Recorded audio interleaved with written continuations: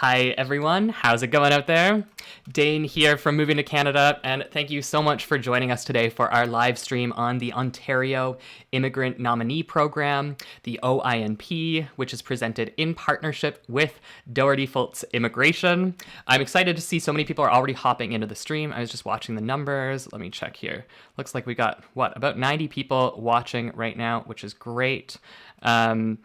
And if you are watching, whether you're tuning in live on Facebook or if you're watching the recording of this later on YouTube, drop us a comment. Let us know, where you're tuning in from. We're always curious to hear where our viewers are watching from. And just a note, if you are watching later on YouTube, you can use the YouTube chapters feature just to jump ahead if you want information about a specific stream or the application process, something like that. You can use the YouTube chapters feature. So today we're going to be deep diving into the OINP. We're going to talk about how to check your eligibility, how to apply, how it works with Express Entry or doesn't work with Express Entry, a whole bunch of fun stuff. And joining us to help break down all of these topics is Anthony Doherty, a regulated Canadian immigration consultant, co-founder of Doherty Fultz Immigration. And Doherty Fultz is based in Ontario, so tons of Ontario experience. And we are very thankful that you're joining us today, Anthony. How are you doing? I'm good, Dan. Thanks for having me. It's good to see you again. Yeah, it's always great to have you on. You're such a fun guest. Yeah. And you've got lots of experience. You and the whole Doherty Fultz team has tons of experience. Yeah, we've been doing the OINP. I've been doing the OINP since I think since 2014, 2015. So yeah, I've got quite a few years of experience dealing with the OINP. Amazing. And I know being based in Ontario and having moved to Ontario, you have some of your own personal experience, and I'm going to ask you to share that in a little bit. But just before we do get into the meat of the live stream, I just wanted to make you guys aware that we're not going to be able to cover everything in today's live stream. If you do have specific questions that we're unable to answer, please book a consultation with Anthony and the Doherty Fultz team. They'll be happy to help you, and you can book a consultation just by clicking the link in the pinned comment. And so we're basically ready to jump into it. Let me check out our comment section. I took a quick glance there and it looks like we got people tuning in from all over the world. Yeah, so tons of people from UAE. We got Fatima watching from Sudbury, Ontario, Serafina from UAE, Hannah from Riyadh. So we do have people watching from all over. Sarah's watching from Ghana. It's great. This is great. So thank you all for tuning in. Just a heads up, if you do have questions while you're watching, we're live, so we can take your questions. And we're going to do our best to answer some of those questions live. The one thing that I will ask you, try to keep your questions on topic. If you're asking questions about, other immigration programs, if you're asking questions about a stream that we've already covered, we're going to try to keep this a little bit organized as we go through it. And I've been trying to do a poll for this stream. It's my first time doing this, so I have to figure out, you've got to be a little bit patient with me while I work with my poll to see if I can get the data, but it seems like it might not be working. Oh, you guys, we tried to do a poll for the first time, and alas, it seems like it's failed us. Let me take a little look-see. Recent polls. I was asking you folks why you wanted to immigrate to Ontario, but we might never get the answer, and for that, I am deeply sorry. So without further ado, we'll skip over our polls for today, and we'll jump right into the live stream. So what are we covering in this live stream? We're going to start off with an overview of the OINP, the Ontario Immigrant Nominee Program. Then we're going to talk about Express Entry versus Expression of Interest streams. So what's the difference there? Can you apply without an Express Entry profile? Hint, yes, you can, but only in certain cases. Then we're going to talk about eligibility for some of the different OINP streams. So we're going to talk about the human capital category, which includes a few of the really popular Express Entry aligned streams, human capital priorities, French-speaking skilled workers, skilled trades. We're also going to chat through the streams for international graduates, masters, and PhD graduates. And then we're going to talk about the employer job offer category, which includes three other highly popular streams, the foreign worker, international student, and in-demand skills. We're going to touch briefly on the entrepreneur category. We could do an entire live stream on the entrepreneur category. So we're going to give you a quick overview for any of you business savvy folks out there. And then we're going to end things off talking about the benefits of working with an immigration consultant like Anthony when it makes sense and when they might be able to assist you. So to start things off, let's talk a little bit about why people choose Ontario.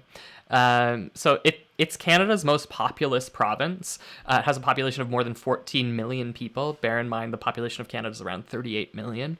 It hosts two major cities, Toronto, the biggest city in the country, and Ottawa, the nation's capital. They've both got booming jobs markets in tech, construction. Ottawa's a government town, so it's got lots of government jobs. And there are also a lot of other smaller communities, Kingston, London, Sudbury, and really rural communities as well if you're looking for something maybe a little bit more affordable, a little bit quieter, a place to raise a family. Those are great options too.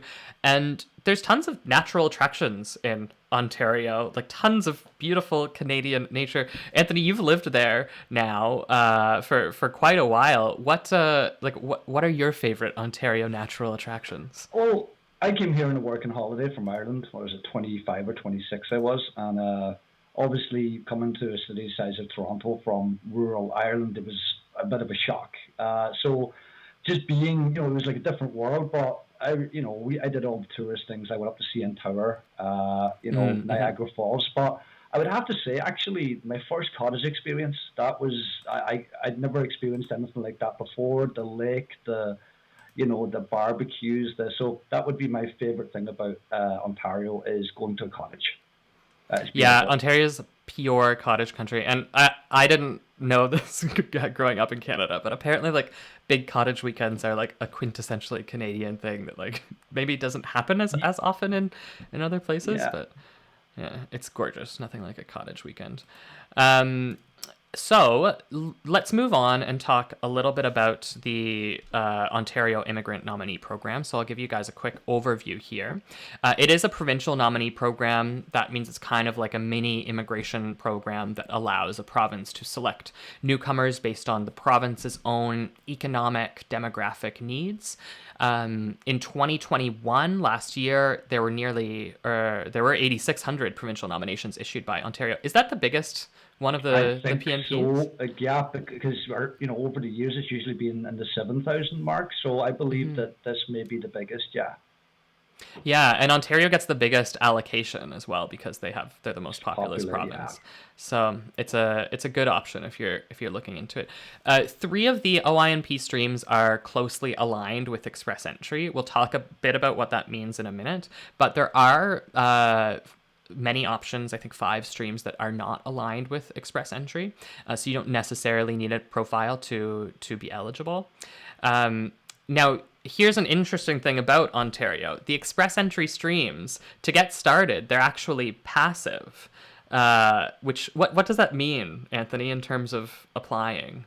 It means basically that with some provinces, you have to put your profile in, and then you have to also contact the provincial to submit an EOI, an expression of interest, whereas the way that the human capital priorities or the Express Entry stream works is you put a profile in, and the Ontario government, without you doing anything other than selecting Ontario as one of your destinations, the Ontario government goes in, they look to see who in the pool meets the criteria under each program, and then sends out a notification of interest, meaning you can now apply to the province. They want you to submit an application because they're interested in you applying. Mm-hmm. So you don't really have to do anything other than put an Express Entry profile in and select Ontario as your destination. Yeah, that's the key thing. You have to make sure when you're creating your Express Entry profile that you indicate Ontario as one of the provinces you're interested in. Otherwise, they're definitely going to pass over you. And we will get more into those Express Entry streams here in a moment. The last thing that we've noted, just an important consideration for Ontario, is that the province also does special draws and has like special streams for certain in-demand occupations. So they've got tech draws for 6 tech occupations, and I saw who was it in the comments here? Divine was asking about which NOCs are the most popular for OINP. We'll talk through those tech occupations in just a moment. And they also have like sometimes priority NOCs that are outside of tech. They have streams for rural workers or people who have job opportunities in certain smaller communities. So there are some special programs with the OINP as well. So Anthony, we are going to talk about the express entry streams versus the expression of interest streams. You just gave us a quick overview of this, but let's dig in a little deeper.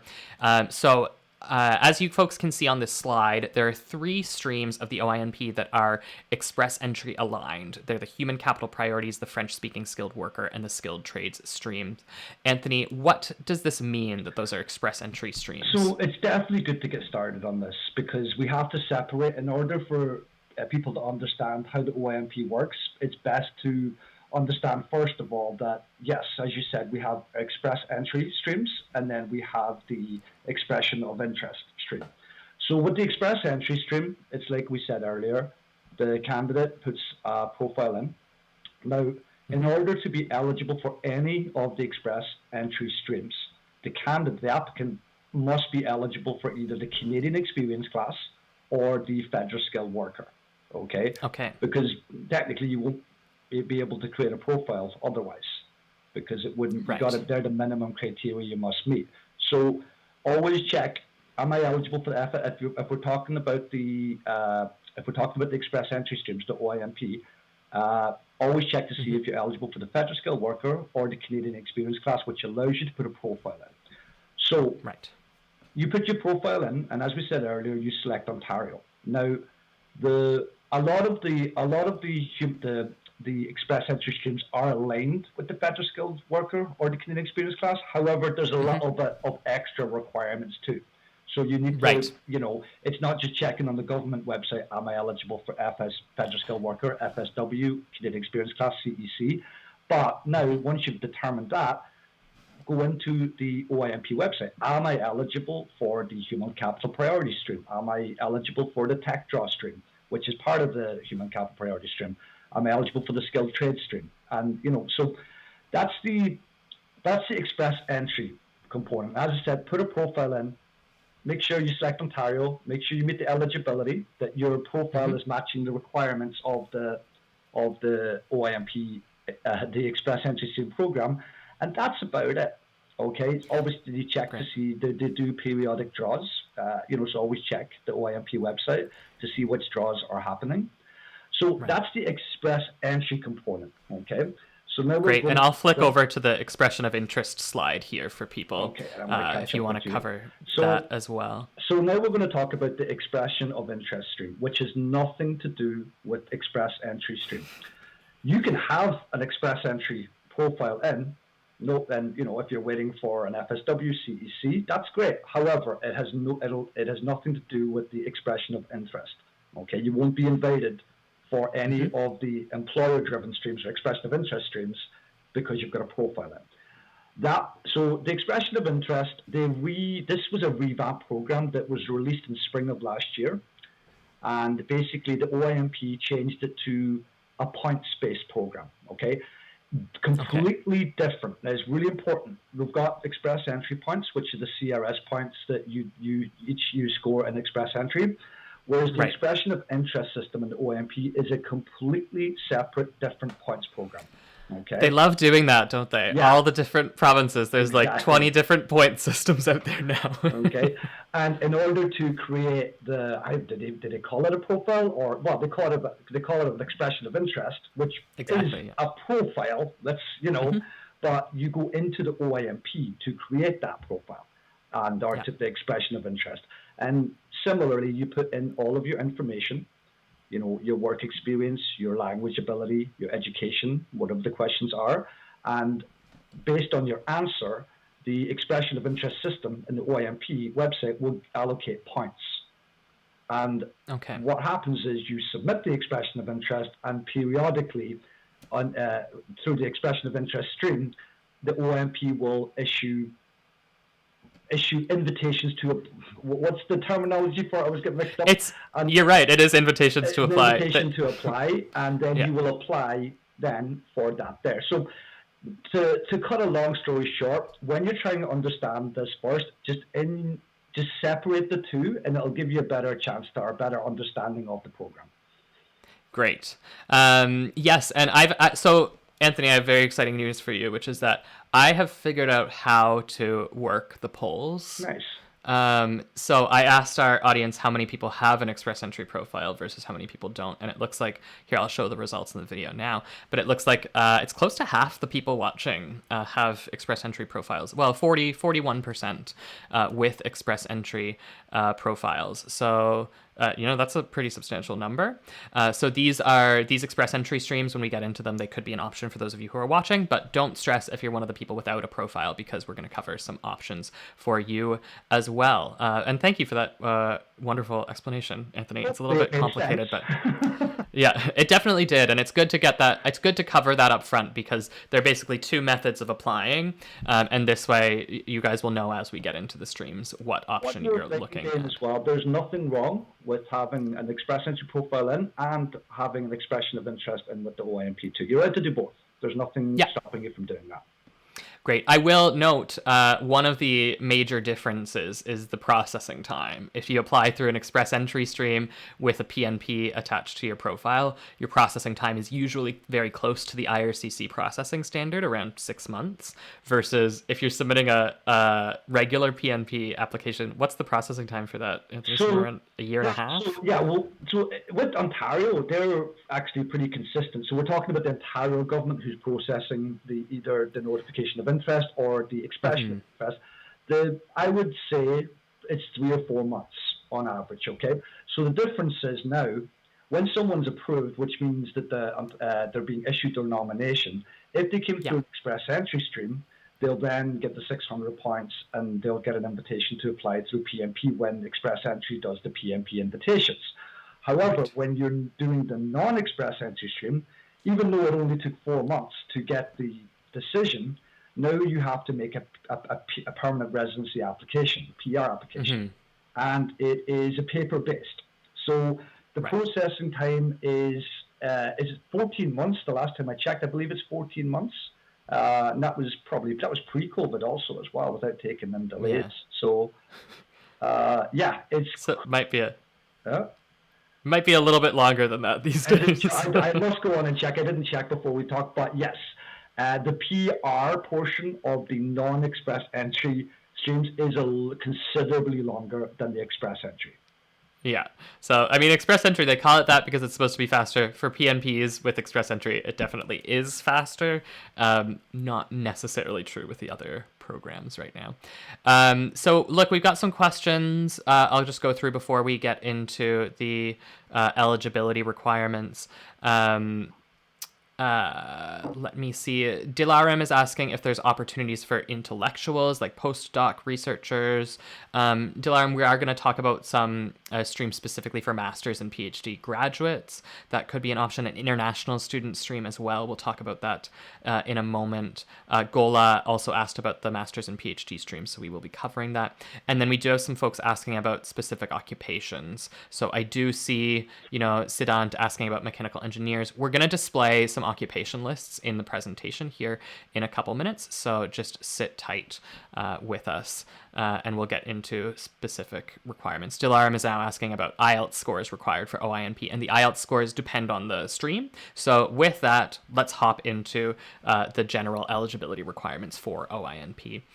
Just before we get into like a stream by stream analysis, Anthony, I've pulled up our slide here for the general OINP requirements. There are 3 things that people should be aware of if they're going to apply. Can you walk us through those 3 requirements? Yeah, this is actually a great way to start, because no matter what program we're talking about, whether that's Express Entry streams, entrepreneur, or the non-Express Entry streams, notification of interest, or expression of interest, my apologies, the 3 main requirements of any of them are proof of means of financial support. Now, Applicants must be able to support themselves and their accompanying family members, obviously when they immigrate to Canada, similar to the federal skilled worker. Now, there is exemptions under the proof of means of financial support. Right. There, obviously, it depends on if you're already working in Canada, if you've got a job offer. So there is, not every stream requires proof of means of financial support. That they do allow exemptions.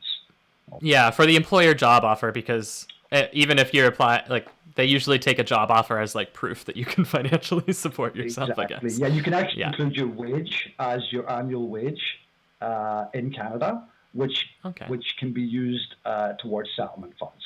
Okay. Cool. Again, check the eligibility of each stream to see where you fall, which whether you require the settlement funds or not. I argue the most important thing is obviously if the OINP have set up all these programs and they're trying to invest in the province, they want people who come to Ontario to want to come to Ontario, to want to immigrate and settle in Ontario. So obviously if you're coming to Ontario, they want you to want to come to Ontario. Right. Yes. I always get the question, people always ask me, well, how do I prove that? Well, what I always say to my clients is write an essay, right? Write an essay and explain, yes, we know that the person may want to come to Canada, but it's not about Canada. It's about Ontario. Why do you want to come to Ontario? Is it the culture? Is it the job opportunities? The food, the sports, whatever you're into, you just write an essay on that there. Maybe it's the education for your children or there's a million things. And that's actually a really good, I'm just going to throw back to our first poll that we missed at the beginning because I asked why people want to move to Ontario. And we had 56% of our viewers said because of the strong jobs market and good schools. So it's a very I always tell my clients, write a good essay and be truthful. Why Ontario? And then if you're already in Ontario, you can show things like, I'm a member of the local sports team, or I have an auntie or an uncle here, or just things that tie you to the province, and so that's how I tell my clients to show their intention to live in Ontario. Okay, amazing. So we're going to move on and start talking about some of the express entry streams. I'm going to open up a poll here for you folks while we're doing this. Just curious about where people want to live in Ontario. So we've got a couple options here. And if you choose the other option, let us know which location you're interested in moving to. If I can only put 4 options in the polls, so it's tough to include everywhere. And we're going to jump ahead to our first stream here, the Express Entry Human Capital Priorities stream. This is obviously one of the Express Entry aligned streams. It's very, very popular. And there are 3 big criteria that we've laid out here. Just as we get into these streams and like the overview of criteria, just be aware, folks, we're going over like the biggest eligibility criteria for these streams. There might be other little things that we don't have time to cover in everything, but these are basically the big sort of gatekeeping eligibility requirements that you have to meet. So, Anthony, can you walk us through these 3 requirements for human capital priorities? So, yeah, I touched on this earlier on. So, obviously, to begin with, you must have submitted an active Express Entry profile. Okay. And in the you must be eligible for either the Federal Skilled Worker Program or the Canadian Experience Class Program. Okay, so just one. You just meet the minimum eligibility requirements of one of those programs. Okay. Now these are the additions where it goes a little bit more than those 2 programs. Okay, and I'll explain that better, is on top of being eligible for the FSW and CEC, you must also have a bachelor's degree or a master's degree or a doctoral degree. Okay? Right. So that's definitely one of the requirements. And then the third requirement is you must have an English or French score at or above Canadian language benchmark of 7. Okay? Great. So... and it's interesting to me, like you mentioned this before, those requirements are a little bit higher than the basic eligibility requirements for Express Entry itself, for FSW or CEC. So the important thing to note that, and as I said earlier, just because you meet the eligibility requirements of the FSW or the CEC, it doesn't necessarily mean you meet the requirements of the human capital priority stream. There is more. And again, you have to check that. Right. Yeah, that's great. Because I'm noting like CEC, for example, doesn't even require education. You can make your profile without a degree, but obviously you need to include the degree if you want to be considered by Ontario. And so periodically, Ontario does draws. They're kind of inconsistent with how often they do them. And when they do the draws, they include some of the information, but not all of the information that they considered. So they always include the CRS score range, and these draws for human capital priorities almost always you need a CRS score above 400 points. Lately, it's been usually above like 450 or so. But sometimes it can go a little bit lower than that. And sometimes they limit these draws to certain occupations. So they sometimes do tech occupations. Sometimes they just have a list of, it seems random in-demand occupations that they're prioritizing. And I know lots of people have been asking about the occupations. So I've just pulled up the tech draw occupation list for those OINP tech draws. There's 6 tech occupations here. Software engineers, computer programmers, computer engineers, web designers, database analysts, and computer and information systems managers. And I've included the NOC codes there as well if you folks are curious. So yeah, if you're a tech worker working in one of those occupations, get your Express Entry profile in the pool, especially if you'll have a CRS score above 400, because it'll give you a better chance of being selected.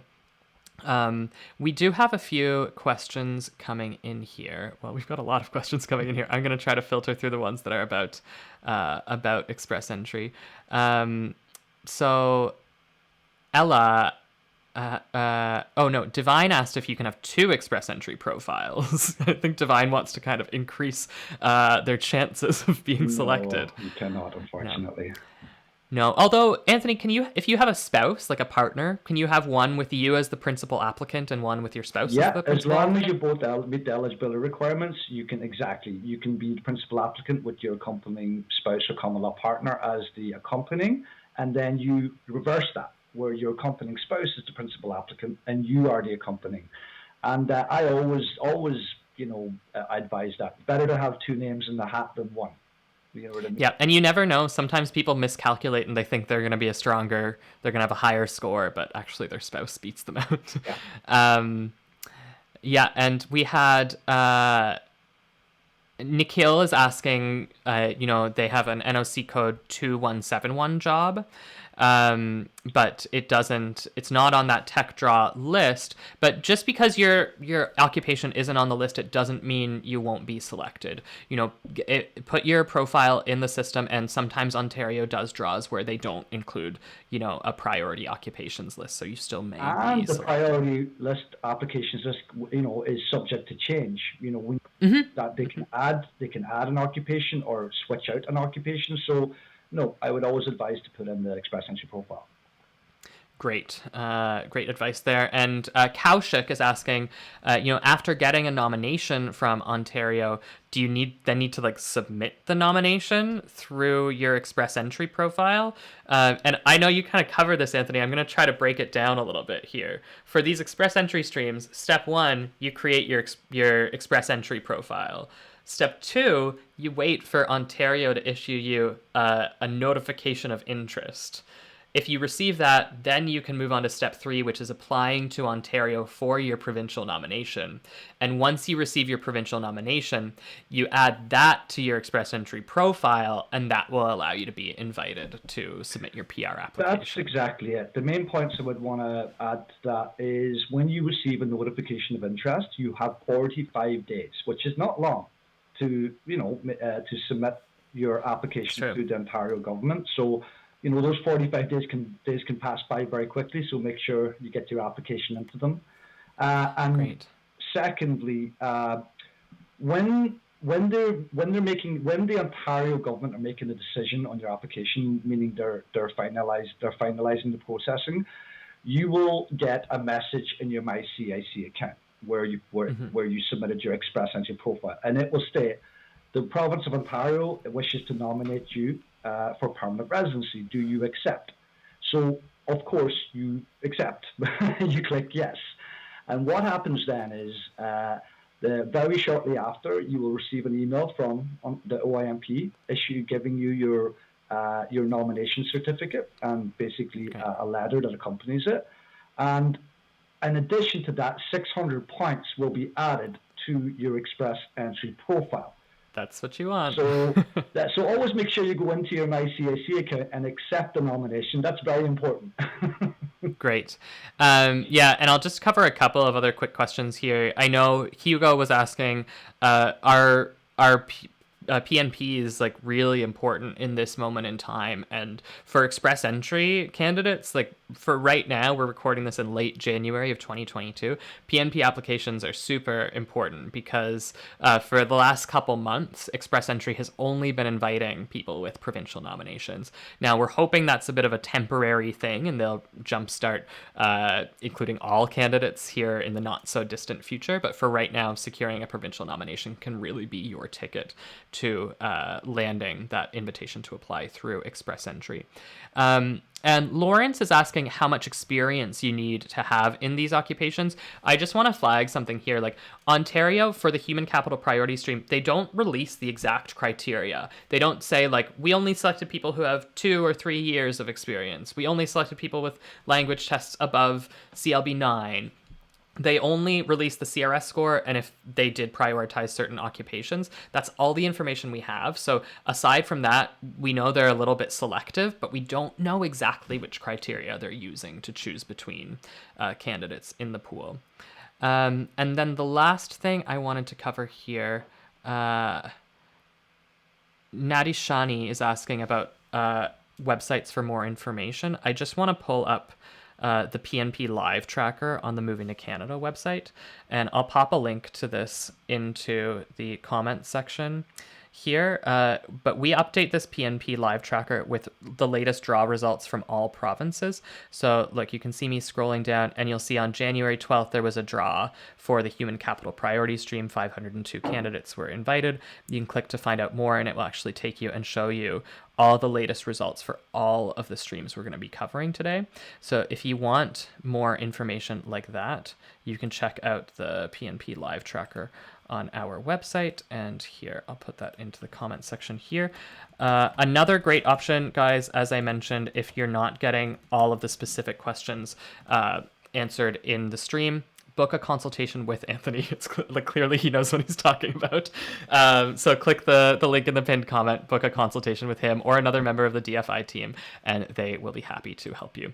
So we're going to move on to our next Express Entry stream. So I want to add one more thing, Dan, regarding the Human Capital Priority Stream. Of course. The prioritized occupations is if you're not sure, go on and look at the last list that they prioritize. So if they did a human capital targeted draw, and you're wondering, go back and look at previous draws that they did to see, did your occupation come up, which can be a good indicator that it may come up again.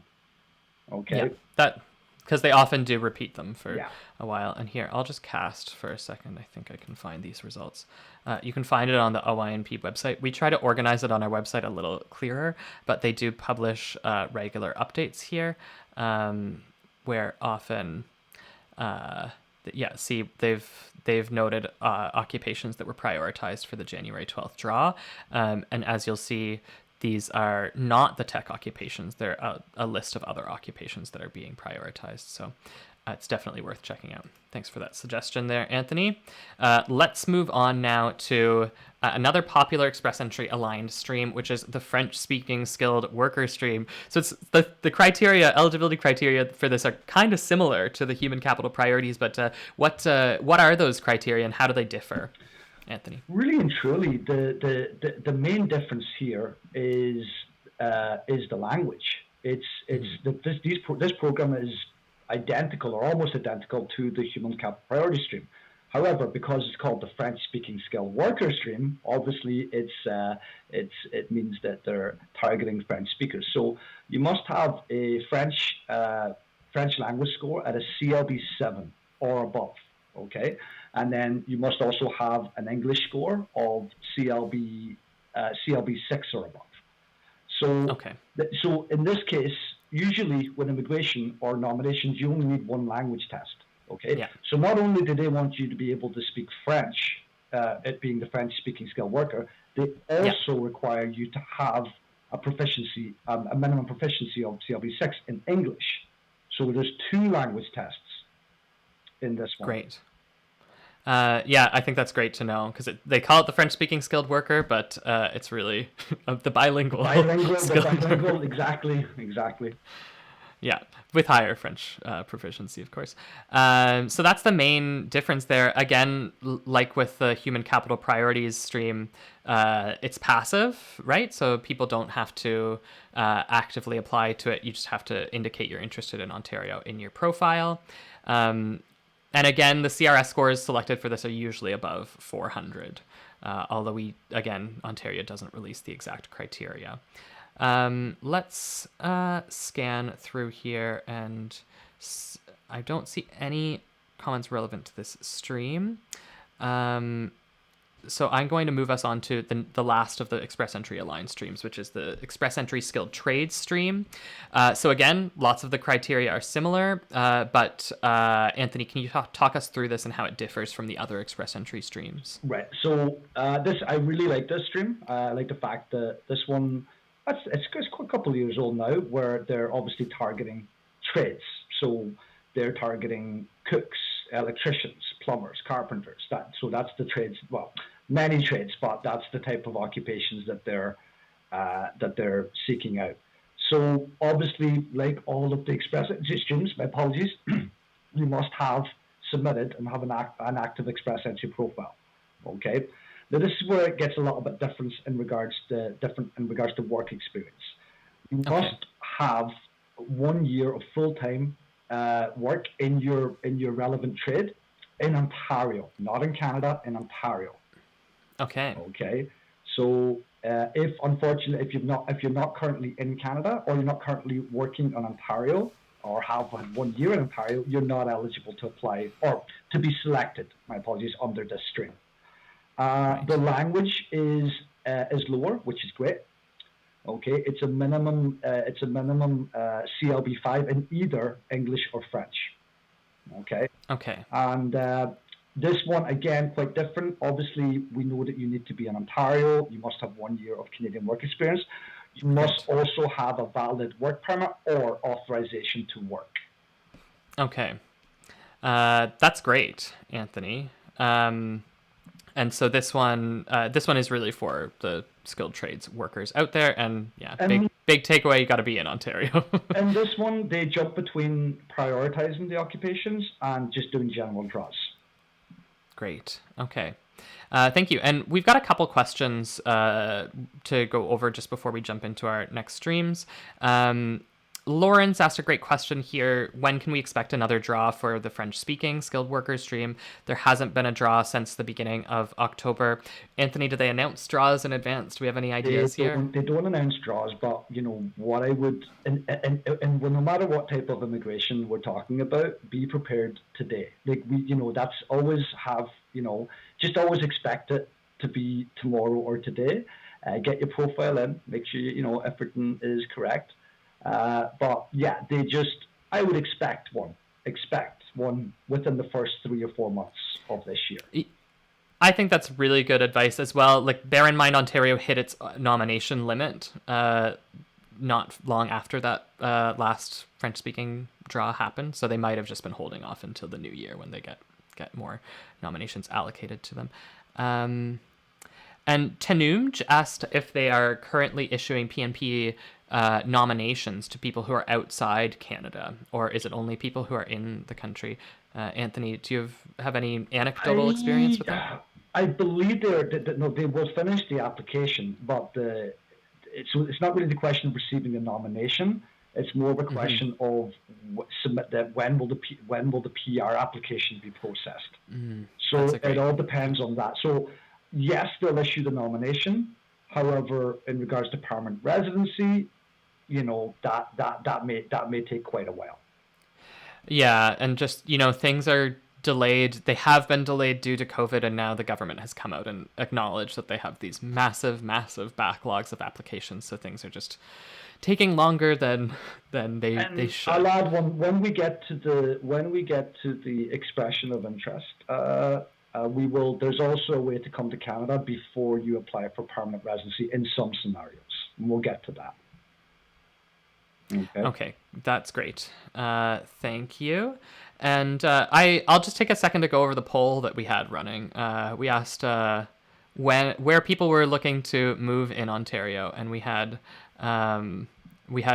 50%, half of you folks watching want to move to Toronto, which is not a big surprise. Toronto is an incredibly popular destination for newcomers to Canada. 23% Ottawa, another 16% to the GTA, and 12% of you want to move to other locations. So where do you want to move to, you 12% who are choosing outside of Toronto and Ottawa? Let us know. We'd love to hear it.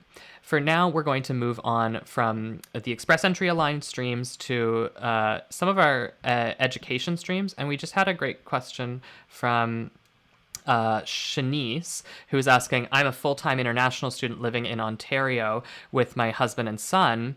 We're both in technology with 8 years of work experience. What's our best path of gaining permanent residency? So Shanice, there are lots of different options, but we're going to talk about a couple like international student and international education options starting now. So Anthony, kick us off. Get us into the master's and PhD graduate streams. What are the eligibility requirements for these streams? Okay, so with the master's stream, obviously you must have a master's degree.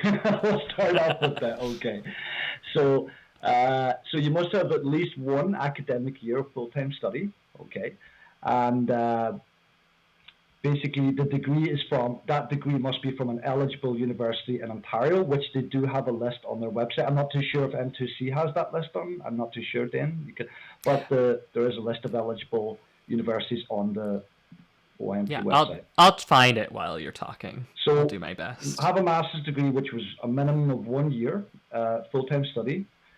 Just for anyone that doesn't know, full-time study is 15 hours of basically instructions per week over the academic year. 15 hours per week. My apologies. Okay, and that is that's the requirement for the that's the credential you must have. Language. You must have a CLB7 in either English or French. And basically, this one's quite different from the other ones we spoke about. Okay, you must have legally lived in Ontario for at least 1 year in the past 2 years before you apply. Okay, so it's almost like you've got a residency requirement of residing in Ontario within the last 2 years, for 1 year within the last 2 years. Okay. That's great. So again, this is people who are pretty anchored to Ontario and have that experience. And this one is not aligned with Express Entry. So how does that change the application process? Basically, you apply through instead of obviously creating an Express Entry profile, this is a non-Express Entry stream. So you submit an expression of interest through the OINP website. Great. Okay. And that's, again, that uses the points-based ranking system. Exactly. That uses the points-based ranking system. And again, they periodically, there's no, we don't know when, but they periodically issue the invitations. Right. And I love Ontario. They're so funny. They have the Express Entry ones, and they invite people, and those are called notifications of interest. And then they have the employer job offer ones, and they invite people, and they're called invitations to apply. It's like, immigration isn't confusing enough. Let's just throw in a bunch of differing jargon. Then on to the PhD. Okay, so you must have completed the requirements to obtain a PhD. And again, it must be from an eligible university in Ontario. Okay, so just for people out there, maybe you got your master's in British Columbia, or you got your PhD in New Brunswick. Okay, that doesn't, even though it's a Canadian credential, it's not eligible for the OINP because it wasn't obtained in Ontario. Okay, so that's also really important to know. So 2 years of the PhD studies must have been completed while legally living and studying in Ontario. Okay, so 2 years of your PhD, you must have been living in Ontario. Great. You must be residing in Ontario. Now, the difference with the PhD and the master's is the PhD does not have a language requirement. Okay, there is no language requirement on the PhD stream, where the master's does have. Oh, wow. Okay. Yeah, so that's important to know. And again, settlement funds. And again, if you've got a job offer, you may be exempt from the requirement of settlement funds. And then, as I said, we covered this at the beginning, the regular things like an intention to live in Ontario, legal status in Canada if applicable. Okay, great. And I did screencast the list of eligible universities there, so if you folks want to take a look at that, you can back up the stream a little bit. But that's great. And the PhD stream is also, it's the same application process as the master's. You have to submit your expression of interest. Expression of interest, yes. Yeah. Great. Thank you for that, Anthony. And I've just started a poll for you folks. I'm asking who's interested in studying in Ontario. It doesn't have to be your PhD or your master's, but I'll let that poll run for a minute, so let us know your thoughts. In the meantime, we're going to move on to another big honkin' category of the OINP, which is the employer job offer category. So, Anthony, the first stream that we're covering here is the foreign worker stream, but maybe you can talk a little bit about why it's called employer job offer, like the whole category. Okay, so yeah, we're moving on to these streams now. So these streams require they require a job offer, but it's not quite the same as, a job offer in regards to federal immigration. It can be quite different. And what I mean by that is some of you may have heard the term LMIA, okay, Labor Market Impact Assessment. Now, this job offer, for a job offer to be considered or to be eligible under the OINP, you don't necessarily need to have an LMIA. Okay, so that's important to know. So basically, the employer must give you a full-time job offer, and in the event you become a permanent resident. Okay, so that is and for people overseas, we'll just go into that a little bit. For people overseas who apply, they're given a job offer from an Ontario employer. Keep wanting to say Canada, Ontario employer, and they then submit their PR application. They'll also be given what's called a work permit support letter along with their nomination. So they don't need to wait to come to Canada before they become PR to come to Canada. They can actually come to apply for a work permit and come to Canada and temporarily work for that employer while they await their permanent residency. So that's one of the good things. Cool. The great things about the employer-driven streams, in comparison with the express entry streams, is that work permit support letter. So yes, the employer must, to submit the application, you submit your own application. The employer doesn't submit anything in regards to the permanent residency. However, there is a specific form that you must include with your application, and this form must be completed by the employer. Okay, so it's all of the information regarding the company, the job offer, and things like that. Okay, so that's important. So what didn't I cover, Dan? Job. Well, and so just a clarification on the employer form. Like employers, we're not going into the full detail here, but they do have to meet certain requirements to participate in this stream. So basically, yes. Thank you for bringing that up. Actually, so in order for let me stop myself. There's two sets of eligibility requirements. You have your own set of eligibility requirements dependent on the program that we're going to talk about. And then the employer has a separate list of eligibility requirements. So both must be met in order for you to be eligible to apply and for the employer to be eligible to submit a work permit or to submit the application. Submit the Provincial Nominee application. Sorry, I got a bit tongue-tied there. So that's okay. Let's start off with things about the job offer. Okay, so and again, folks, this is for the foreign worker stream. Now we're moving beyond the general employer requirements or employer job offer requirements, and we're going to talk specifically about the foreign worker now. So do you want to start off with employer requirements first, then, and then move on to applicant requirements, or would?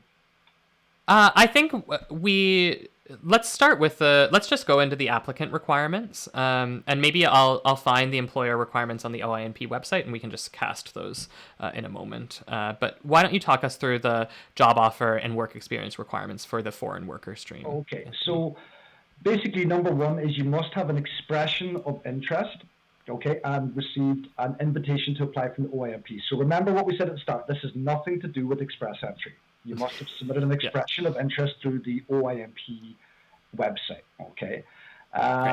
You must have 2 years of skilled work experience in an OC 0A, or is it, my apologies, I'm just getting tongue tied now. Is B included in this one? I always get mixed up on that one. I'll come back to that while I find. Yeah, it is. B 0A or B. Skilled, B is included. Skilled work. Sorry about that, guys. And those 2 years must have that work experience must have taken place within the last 5 years. So that's super important. That it must have taken place. So the difference with this one, this can have taken place anywhere in the world. So it can have taken, the work experience could have been in Canada, or 1 year of it was in the UK, another year of it was in Australia, as long as it took place, and it all must be in the same occupation, the same NOC code. Okay. So that's the work experience requirement, and obviously it's full-time, 30 hours per week, the usual criteria for full-time work in Canada, or the equivalent in part-time. Right. And I do just want to flag, I think, is it an alternate option for the work experience if you have like an Ontario license?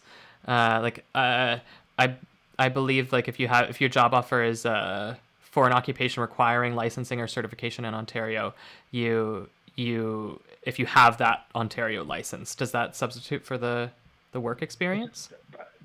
Actually, you're going to cut me out there. I'm going to have to check on that. I do know that if your work experience requires, if the occupation that you do in Ontario requires a license, you must have that license or authorization to use that work experience. Right. Let me get back to you on that one, though. My apologies. Oh, no, sorry. I'm sorry. Now, look, I'm pulling up the Ontario. I'm just going to cast the Ontario requirements here. I was wrong here, Anthony. I'm throwing you for a loop here. If you do need the license, if your job requires a license in Ontario, you must have that license at the time that you apply. An example of that would be an electrician. An electrician, it's a legal requirement for them to have their certificate of qualification in order to be a licensed electrician without supervision. So that's the kind of licenses they talk about. Okay. And then you also must have the 2 years of work experience, as you eloquently explained before, Anthony. Okay, so you must have an intention to reside in Ontario. You must have legal status in Canada, if applicable. Now, let's talk about the 2 most interesting things about this program. There is no language requirement for this program. That's great, because I just saw Adizan, Dilaram are both asking about language requirements for this. So there's no language requirement for the foreign skilled worker stream. And there is no education requirement for the foreign skilled worker stream. Okay. So there's not many streams in the whole of Canada where, there's the 2 where you don't require education or language. Okay, so that's the most, I would argue, the most interesting thing or inviting thing about this particular stream. Okay, that's great. Of course, the expression of interest that you're submitting, it's ranked based on points. Do you get points for your language? The way they designed it was they've given a certain amount of points for everything, as you said, education, work experience. However, when you're applying or submitting an expression of interest under a particular stream, not all the points that are awarded are applicable. So if you're applying for this stream, even if you have a language score, you will not get points in your expression of interest. Okay? So it's actually interesting and good where, it kind of levels out the playing field. So just because someone did their language test and had a bachelor's degree, they're not going to get more points than you because they're not awarded points for those particular elements in this particular stream. I'm sorry if that sounds confusing. I've actually pulled up the table on the OINP website that explains this, shows like which streams are scored on So which it's fair. categories. We So can argue yeah, that it's fair in regards to each stream, where if they're not requiring it in the eligibility requirements, they're not going to award points for it. yeah, it makes sense. That's very, very cool. So great, a great option for those of you who may not have that language or education requirement if you can land that job from an Ontario employer.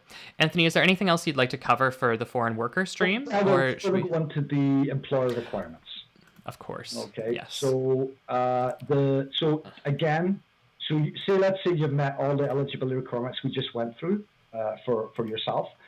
The employer given the job offer, the entire employer must also meet certain criteria. So they must have been in active business for at least 3 years prior to submitting your application. That basically means that if it's a new company and it's less than 3 years old, it's the employer doesn't meet the eligibility requirements to issue the job offer. Okay. Okay. Obviously, the business must be in Ontario where you will work. Okay, that's very important. Not that I've come across this often, but they must have no outstanding orders made against them under the Ontario Employment Standards Act. Okay. Right. And this is an interesting one. Demonstrate that enough effort was made to recruit a Canadian or permanent resident prior to offering the position. Okay. Now, similar to an LMIA job offer, which is federal, the employer, if applicable, and that's what we're going to go into now, must demonstrate that they tried to fill the position with a Canadian citizen or permanent resident.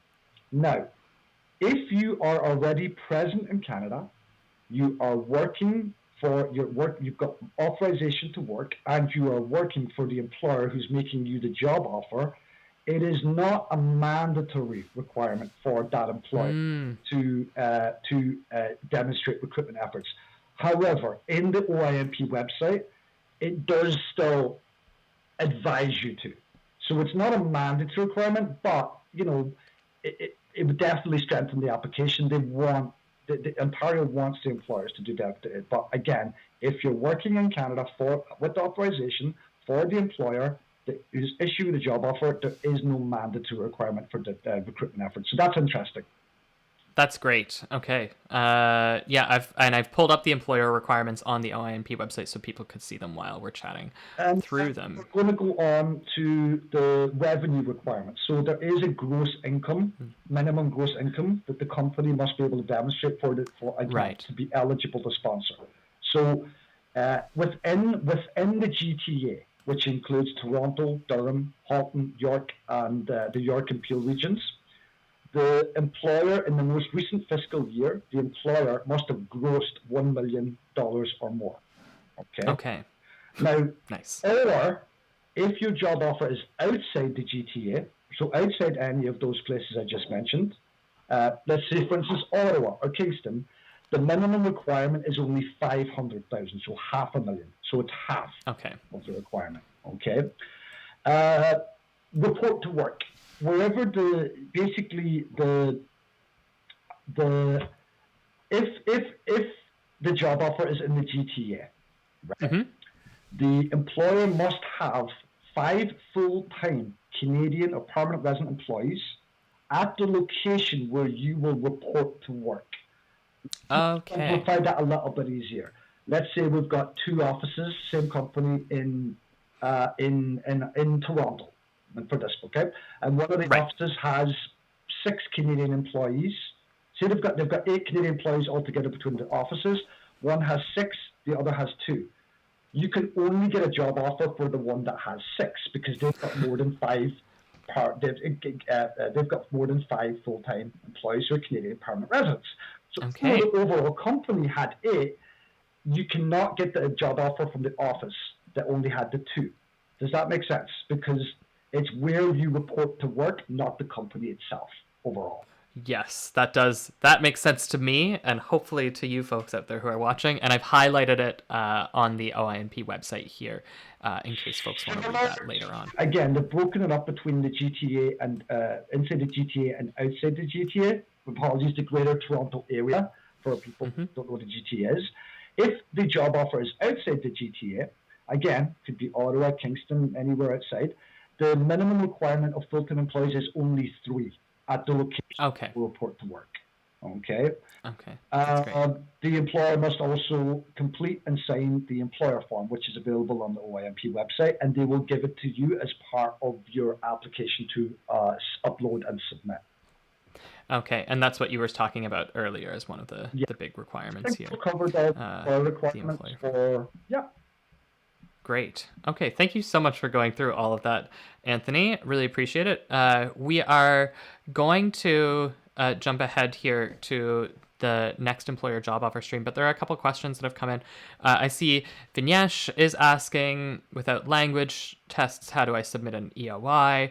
And Ahmed was asking, after being nominated for the employer job offer stream, do I need to get an express entry file after that? So I just want to clarify, like, employer job offer, it's not aligned with express entry, right, Anthony? Like, express entry profile is not required. None of the streams in the OINP that require a job offer, and we call them the employer streams or employer support streams.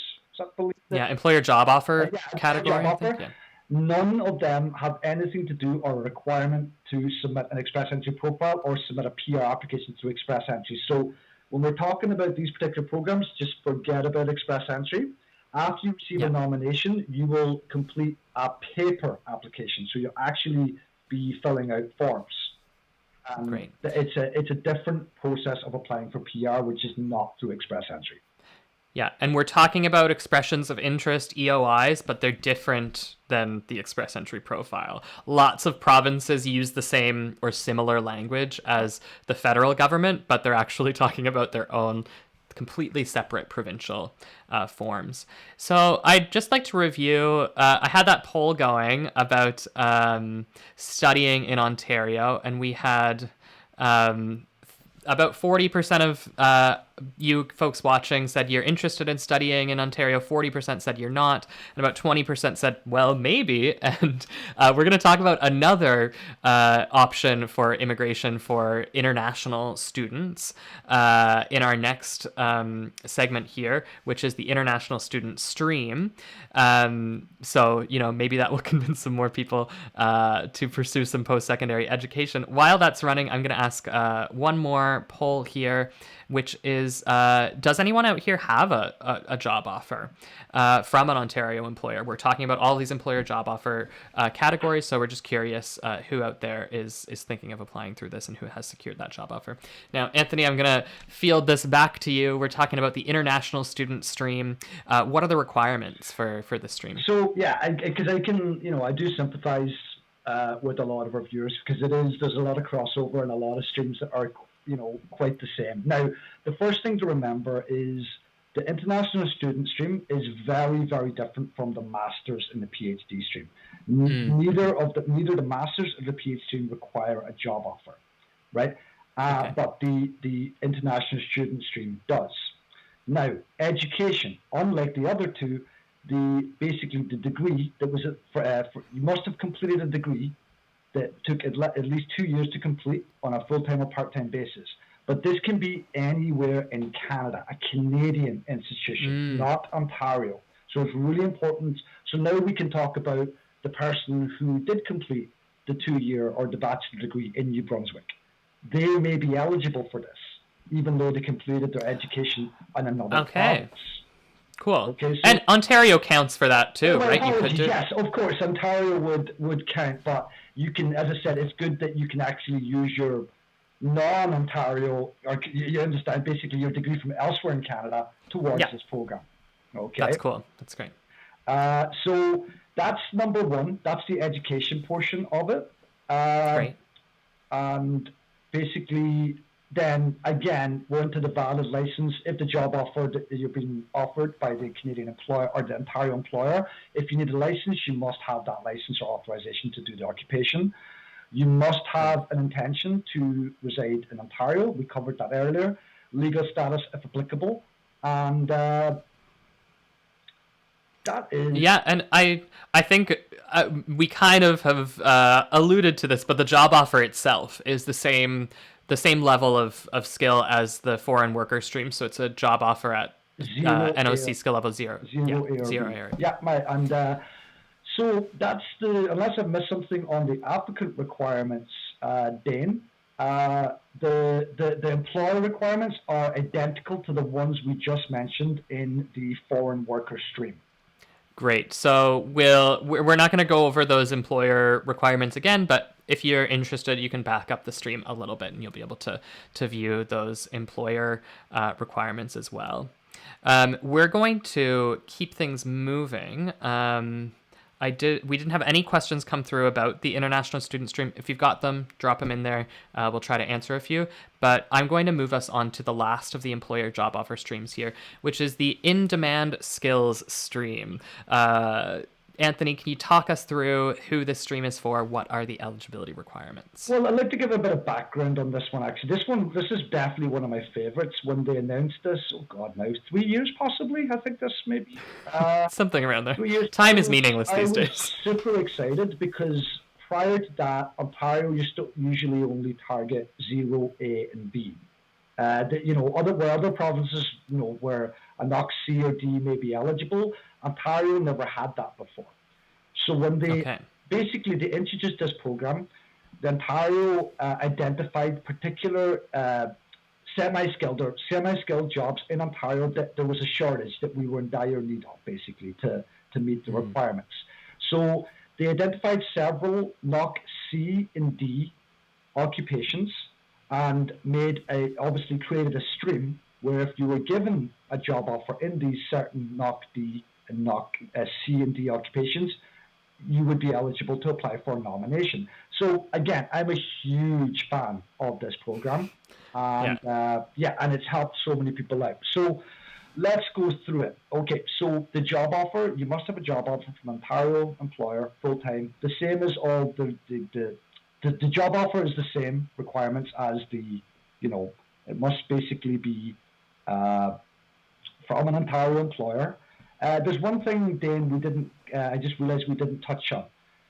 When we're talking about the job offer in all job offer streams, the wage must meet the median wage on the Canadian Job Bank for the location in Ontario where the job's for. Okay, sorry guys, we forgot to mention that. So there is on the Canadian Job Bank there's a section where you can go in and check the median wages for each NOC or occupation in Canada by each area within the province. Did I say that? Have I explained that properly? You did, yes. Yeah, and I highlighted it there on the slide for people just so they're aware of that. Anthony, do you want me to pull up the in-demand lists for you right now? I've got the list in front of me.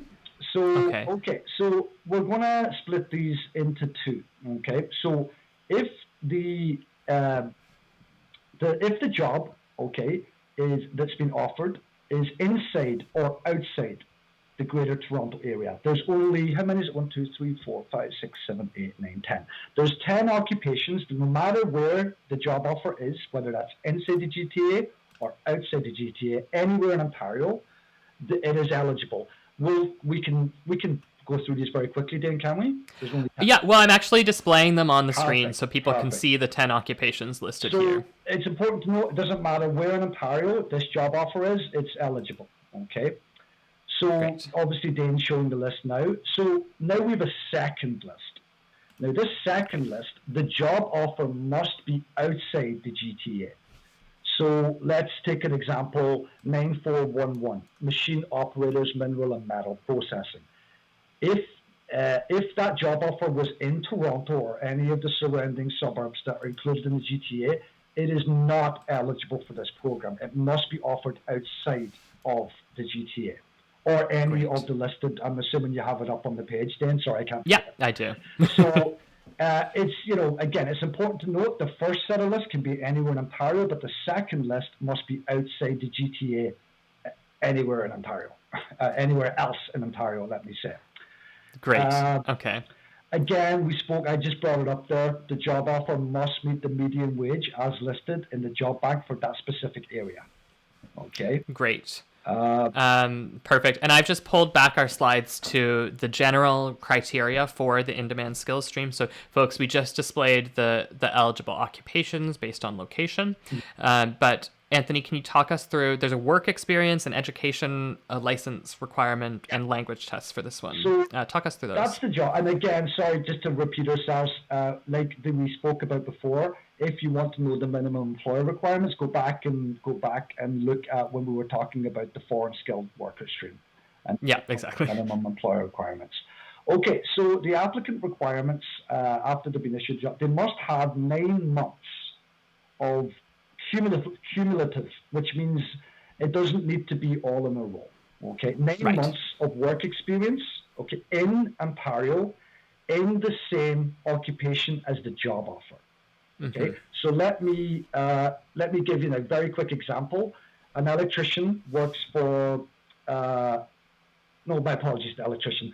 A labourer, 7611, general labourer, works for 4 months for one Ontario employer, and then he gets a new job and works 5 months for another Ontario employer, and that same employer has offered him the job.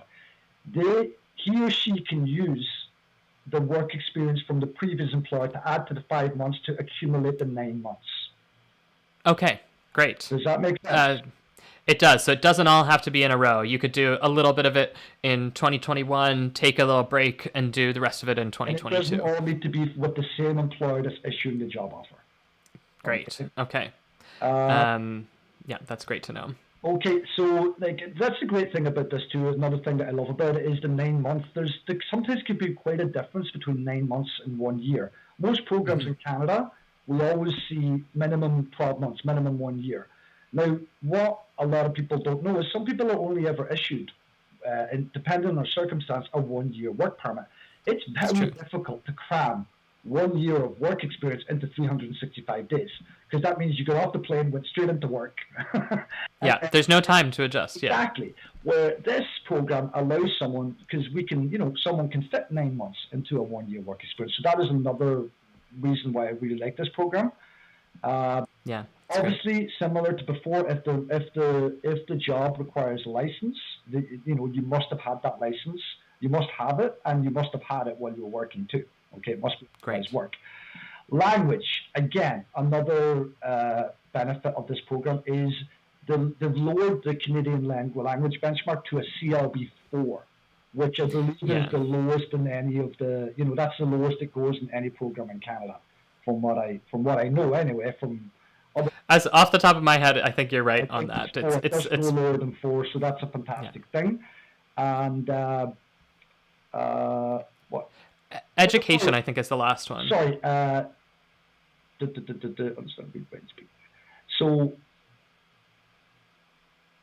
was a second here. I'm just making sure I've got that. Yeah, sorry. Just want to make sure I've got that correct. CLB4.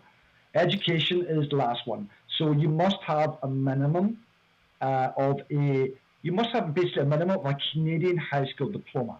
So if you have a high school diploma from your home country, okay, that may be eligible, but what you have to do is, first of all, is you must have it assessed by an education credential assessment organization, okay? Right. Meaning this organization that is recognized by IRCC and Ontario, they will take your diploma or your high school diploma and make sure that it meets the same standards as a Canadian. It is the equivalent to a Canadian high school diploma. Okay. Right. I would like to bring up a major thing that I see with a lot of my clients that come to me in a consultation. Of course. Any OINP, or I believe any time that you are applying through a province, okay, that requires an ECA report. Okay, you must give when you're applying to the ECA organization, you must choose or select for the purposes of that province. Okay, many people when they go in, and we're all used to it, they go straight for IRCC, Immigration, Refugee, Citizenship Canada. Okay, now what I would suggest to you is do both. So when you're doing your ECA and you're beginning, who do you want to have access to this report, or where do you want a copy of it sent? You want it sent to the IRCC and you want to send it to my apologies, to the province, whatever, the OINP Right. or the SIMP, wherever. Now, if you do not, let's say you submit an application that we could say the human capital priority stream, and Okay. you did not give your ECA report the access to the OINP, they will refuse your OINP application. Okay. They'll refuse it They'll for that. refuse it or cancel it as incomplete. My apologies. Okay. Oh wow. Cancel. So that's super important to know for everyone Yeah, watching. that's really great. And look, you guys, we're going to talk in a couple minutes just about some of the benefits of working with an immigration consultant.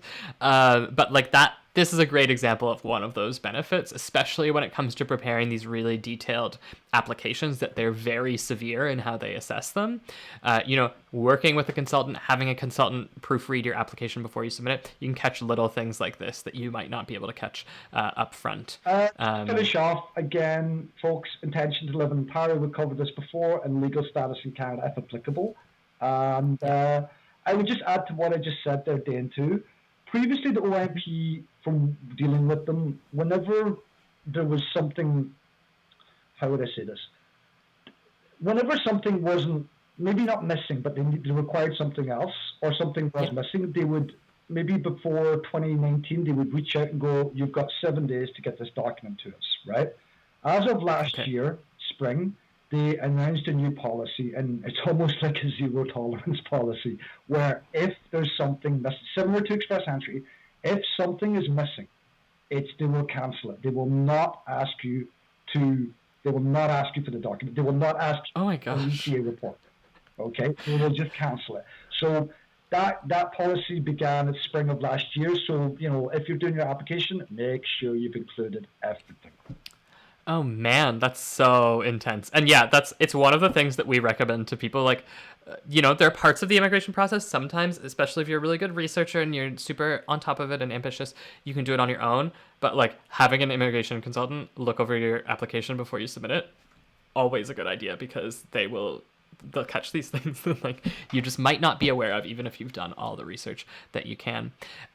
So that's really great. And look, if you want to book a consultation with Anthony, if you're interested in this kind of application review as well, click the link in the pinned comment, head over to the Doherty Fultz Immigration website, and you can book a consultation there.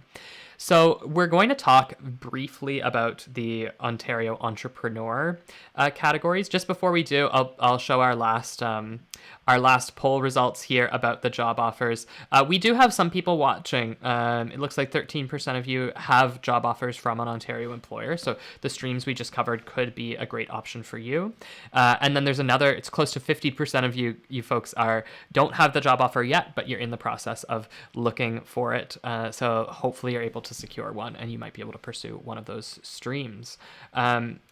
So our last category that we're covering is the it's the entrepreneur category.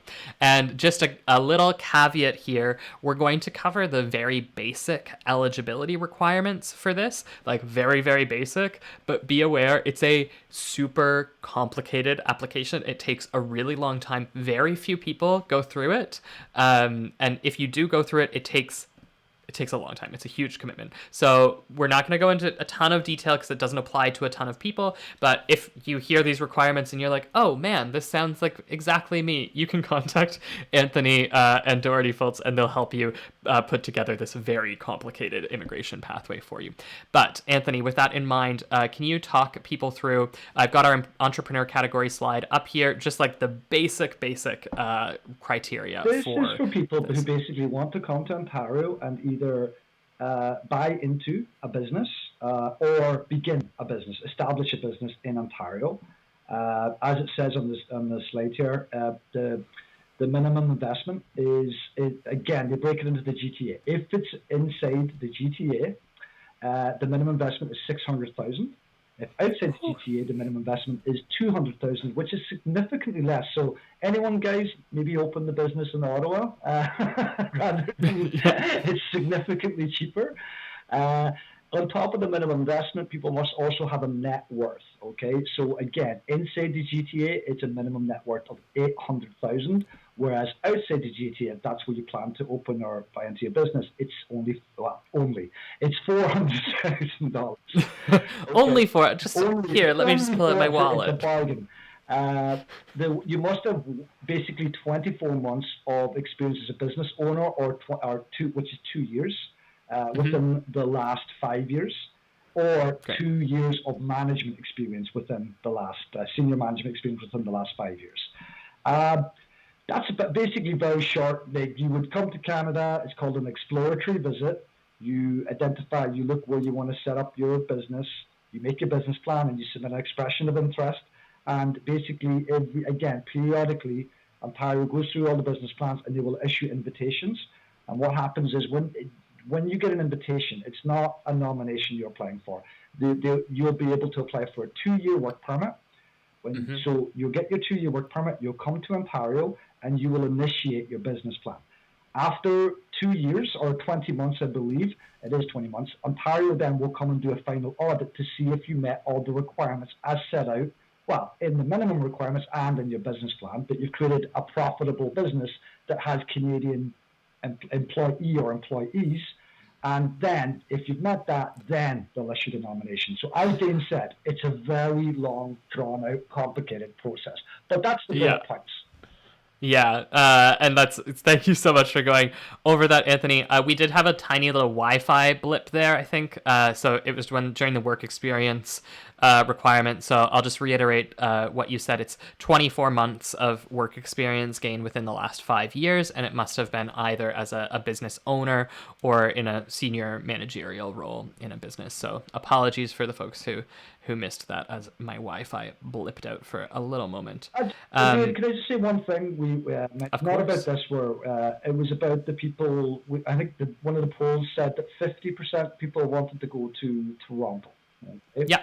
Now, what I would advise people as well is we're talking about the job offer streams. Okay. Now, if you're looking for a job offer in Ontario, look at more rural areas.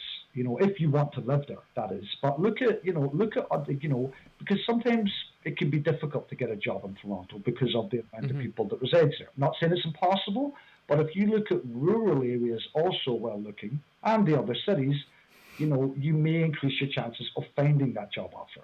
Okay, so just don't look at Toronto is what I'm trying to say. Yeah, and guys, Toronto's really expensive. My sister, she's got 2 kids, husband, she lives in a little town called Deep River, Ontario, which is about 2 hours north of Ottawa. It's a very small town, but she just bought a big house. Am I just going to share my sister's how much the house cost on this live stream? It was very affordable. Big house, yard, like tons of rooms. Very affordable. So consider, if you're going to be raising a family, get out of the GTA and housing prices will drop dramatically. Great. And I was just casting the poll results for where people want to live. Again, it was 50% of folks watching wanted to live in Toronto, with another 15 in the GTA. Great. So thank you so much for going through literally every OINP category, Anthony, holding all of that information in your brain simultaneously. Just as we wrap up here, I'm pulling up our last slide on when and why it makes sense to work with a consultant. So again, Anthony himself, he's a regulated Canadian immigration consultant, co-founder of Doherty Fultz Immigration, consultancy based in Ontario, who has been so kind to share all of his knowledge and expertise with us today. So there are certain instances when it makes sense to work with a consultant. I've listed a couple here. Like Anthony mentioned, a single missing document or like a piece of data can be grounds to have your application refused or canceled. And now Ontario often doesn't give you the opportunity to even address that error. So a consultant like Anthony is able to verify the correct information is included from the get-go and advise you if you are uncertain. Beyond that, like you've heard him talk through like a bunch of different OINP streams. If you're confused about the best immigration option for you, book a consultation, get things started. You'll be able to go over your profile, and Anthony or another one of his team members will be able to advise you. So Anthony, tell us a little bit about some of the ways that you as a consultant are able to assist immigration applicants. Well, number one's always a consultation. So I would meet with the client for the first time, usually like this on a video conference, obviously private, not streamed over Facebook. And we stream it to 100 people. And I would then basically ask the client, the client, basically about their life, their education, their work experience, where they are, what age they are. And while I'm doing that, I'm basically assessing all of the programs, whether that's the OINP programs, the federal programs, such as CEC or FSW, and trying to see, can I take this person and fit them into like their situation and fit them into one or more of these programs. Now, what we also do is, instead of just saying, no, you don't meet any of the criteria, I'm sorry, bye-bye, which I don't like that, is that if you don't today meet the requirements, what I'll do in the consultation is I will try and show a pathway of how to get there, how to put you on a track to permanent residency. So, that's great. Maybe, as I said, go back and do your language score. It's going to increase your score. Like, no matter whatever it is, we'll try and give you positive advice on how to maximize your potential of, again, becoming a Canadian, whether it's a nomination through Ontario or becoming a Canadian permanent resident or a citizen. Yeah. And that's great. And then we give after that consultation, you can obviously use that information, as Dane said. You don't need a consultant or a lawyer to submit your own application, whether that's through the OINP or however. We give you the option to do that. So you can either use the information I've given you in the consultation, or you can let us take over your application to make sure that everything's done properly and submitted, and basically take the worries off your hands. And that's basically how I would explain it, Dan. Yeah, it's great. And I mean, as people have seen, these immigration can be complicated. So some people work with a consultant just for the peace of mind, Hey, I've got gray hairs on my temple now, Anthony. I discovered them. I was like shocked. But that's okay. Aging is normal. It's a pandemic. And folks, if you are interested in booking a consultation, click the link in the pinned comment. I'll just show you. It's going to take you to this page, which is the intake form on the DFI website. So you can complete that to book your first consultation with Anthony and his team. Great. So look, thank you all so much for tuning in. It's been lots of fun. We've covered a ton of stuff today. We used polls for the first time, and Anthony, you have been brilliant today as always. We always really appreciate having you on to share your expertise. Thank you so much for joining us. No, I always enjoy these. So this is like the fourth or fifth one done. So no, I'm happy to be here, and I'm always happy to, Yeah, it's great. And thank you all for watching. Stay tuned to our Facebook page or our YouTube channel if you're watching on YouTube. We will, of course, be back when there are other immigration updates or when we're doing more educational seminars for you. Thanks so much, and we will see you next time. Bye. Bye.